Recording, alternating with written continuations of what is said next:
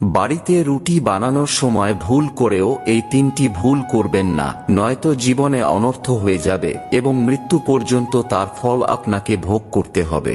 জানার আগে হে প্রভু রাম, যারা লাইক করে কমেন্টে জয় শ্রী রাম লিখছে, তাদের সকল দুঃখ কষ্ট থেকে তুমি তাদের রক্ষা করো।